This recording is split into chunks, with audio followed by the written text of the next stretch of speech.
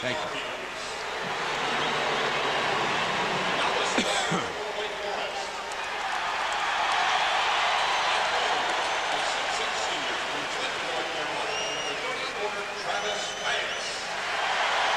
No basket to foul on the floor, I guess. Huh? No basket?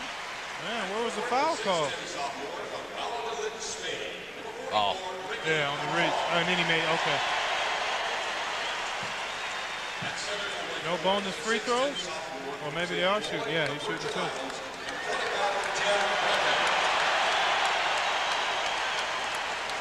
Good call to let him take it off the dribble.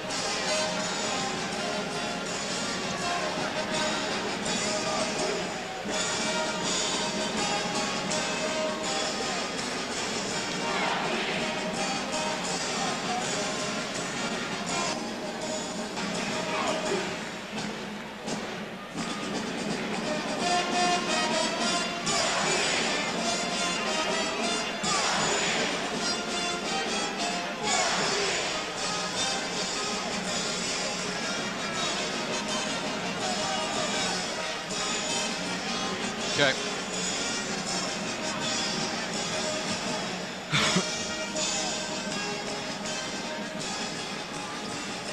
This is the Coliseum in Greensboro, North Carolina, the site for the ACC championship game and the final, a premier matchup between the #4 North Carolina Tar Heels, the 7th-ranked Demon Deacons of Wake Forest. Good afternoon, everybody. Mike Patrick and Clark Kellogg. It's great to have you with us at the ACC. Great stars, great teams in this tournament, but Randolph Childress has eclipsed them all, 70 points in 2 games. The brightest of stars. He has been raining deuces and trays all weekend long. We've got more on him, too. Let's go to Leslie Visser.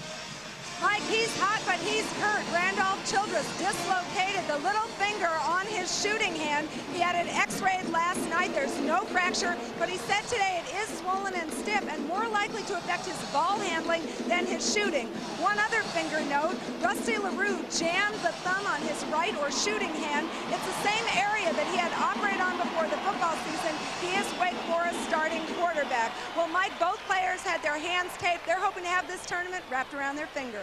All right, thanks, Leslie. And they've got a lot of support here, too. The starting lineups, the MasterCard lineups for North Carolina. Rasheed Wallace, career-high 33 yesterday, 64% career field goal percentage, #1 all-time in the ACC. For the Demon Deacons of Wake Forest, Tim Duncan. In the tournament, he's averaged 17.5 points, 11 rebounds, and 5.5 blocks. He's only 18 years old. Team split during the regular season. Interestingly enough, each winning on the other team's home court, Clark. Exactly. Carolina wins the first 62-61. Wake wins the second. And a lot of people would tell you Wake Forest had North Carolina in the palm of their hand in the first one and gave it away. Yeah, they really did. They lost a 10-point lead in the last 6 minutes of that game in Winston-Salem. That ball's out of bounds to Wake Forest as the tip knocked out.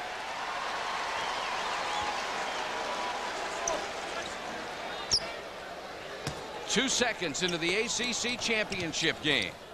Wake Forest basketball.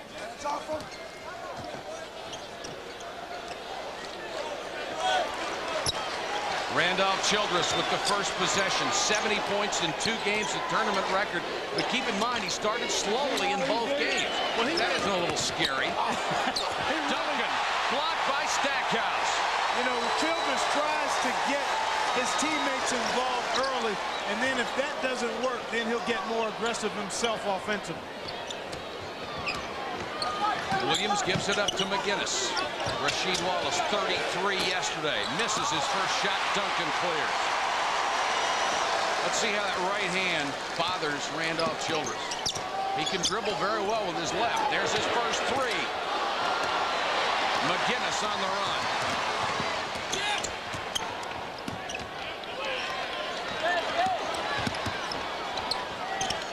Calabria caught at the baseline. Peral quickly out on Williams. And a travel. Dave Odom, ACC Coach of the Year, 2 out of the last 4. This year, maybe make it 3 out of 5. Childress, 40 points in the first. The tournament record, 8 threes. 30 in the second. 6 3-point field goals. The 70 points in 2 games, the tournament record. The 14 threes is the tournament record. And he dislocated the little finger on his shooting hand in the midst of that 30 yesterday. They got a large number of those in the second half. Actually, 21 of them in the second half. Travis Banks and Stackhouse, that may be a key matchup all day long. No question about that, Mike. There are a number of critical matchups. The one you talked about, Stackhouse and Banks, we look at it now. Stackhouse missed the shot. Wallace.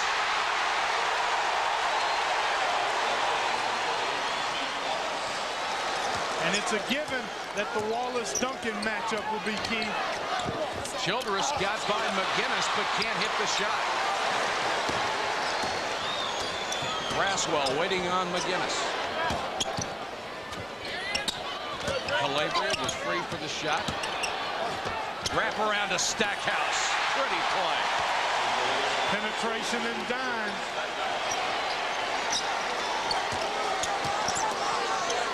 Great pass inside. Braswell with a layup. Childress gets his first assist. He's averaging, along with all the points, he's averaging 8 assists a game in the tournament.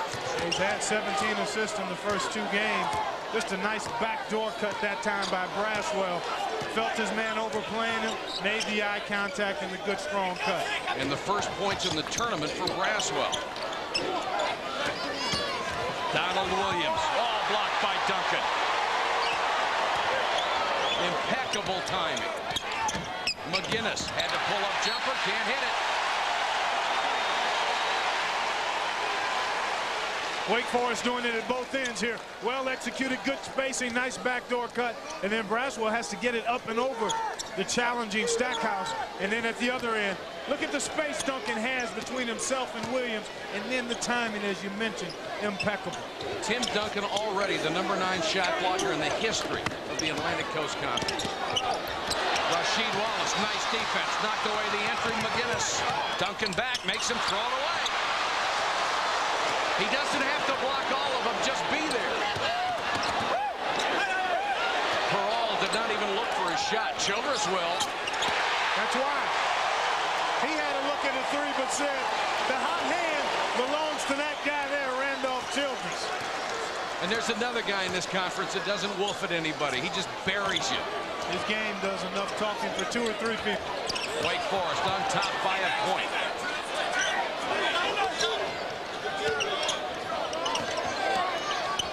Dante Calabria, the #2 3-point shooter in the country, with a miss. Not too many second chances for anybody so far. Both of these teams really solid defensively, Mike. Foul on McGinnis.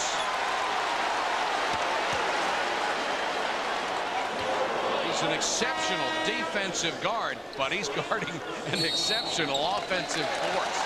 We got a timeout, 1-point game.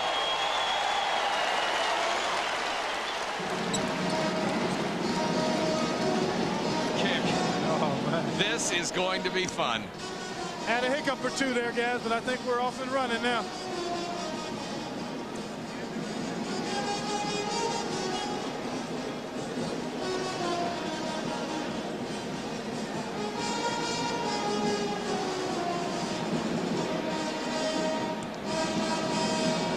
Okay.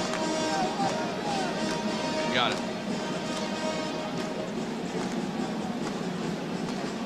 Okay.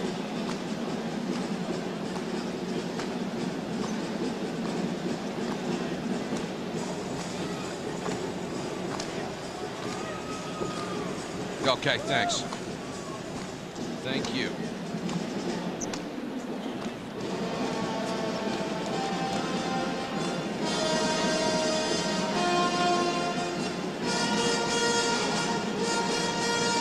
Rose missed both free throws with 1.3 seconds to go that would have won the game for Kentucky. No. Missed them both. They called the timeout to ice, and then he missed them both. Oh.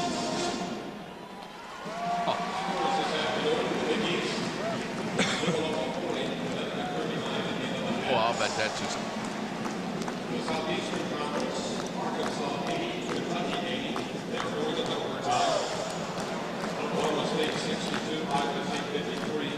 After 4 minutes of play in the title game, Wake Forest leading North Carolina by 1. And when you look at the interior of these teams, you're looking at 2 of the 3 best players in the country. Both of them happen to be sophomores and maybe first-round draft choices pretty soon. Maybe first, yeah, pretty soon is the only question about that, because they're definitely first-round caliber players. You see what they did in the 2 prior meetings. Wallace did not get a field goal in the second game, partly because he was looking to pass the ball out to perimeter people. He'll have to be more aggressive today. And Wake Forest did a good job in that game collapsing its defense every time he touched the ball. And normally when North Carolina gets those uncontested threes with Calabria and Williams and McGinnis, they bury you, but they did not that day. Yeah, Calabria has only scored 12 points in the 2 meetings, 5 of 15 field goal shooting, and part of the reason is Peral at 6'9½" can really bother Calabria's shot. Good ball movement. Braswell hits a 3. So the young man who's gone 2 straight games scoreless has 5 early. Mike, you've done a lot of games over the years. How often have you seen it in a big game, somebody stepping from behind the scenes and out of the shadows to play a major role in his team's chance for winning? When everybody wants to be that guy, too. Exactly. McGinnis, good pull-up, missed the shot. Braswell with a rebound, trying to run. Always a good idea to wait for Childress. Braswell will take another one. Calabria with a rebound. Dante trying to go end-to-end, kicked it off his foot out of bounds. The officiating crew, Dick Paul, Frank Scagliano, Rick Hartzell, as you look at Dean Smith, does not like the turnovers. That's the 4th. There you see it right there. An uncharacteristic of Carolina basketball.